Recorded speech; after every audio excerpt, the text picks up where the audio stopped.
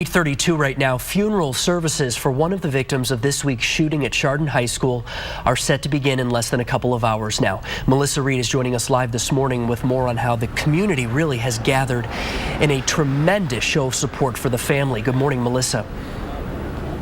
Good morning, Mark. Yeah, just an overwhelming amount of community support here in Chardon as the first victim, Danny Parmador, is laid to rest. And through this whole tragedy, this community has come together. Yet another example here, hundreds of people lined up as a show of support, a wall of support, if you will, for the Parmador family. You know, they lined up here early this morning, a sea of black and red, just to show their support for this family as Danny's funeral is set to get underway at 10 o'clock here at St. Mary's. And it was just yesterday that thousands of students lined up around Montreal Funeral Home in East Lake, waiting hours in the rain and in the cold as they waited to visit the Parmador family and pay their respects.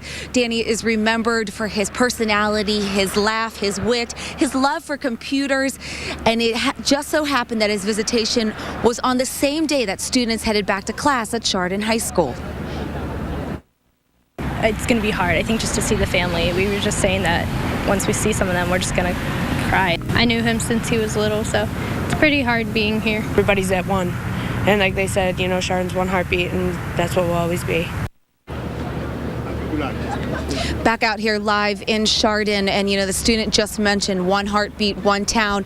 You see that repetitive with all these hearts out here, and it's an overwhelming feeling to just feel the love and to see just an incredible picture of this. Again, the funeral is set to get underway at 10 o'clock, and then Danny will be buried at All Souls Cemetery immediately following that funeral. Mark, back to you. All right, Melissa Reed, thank you very much for that.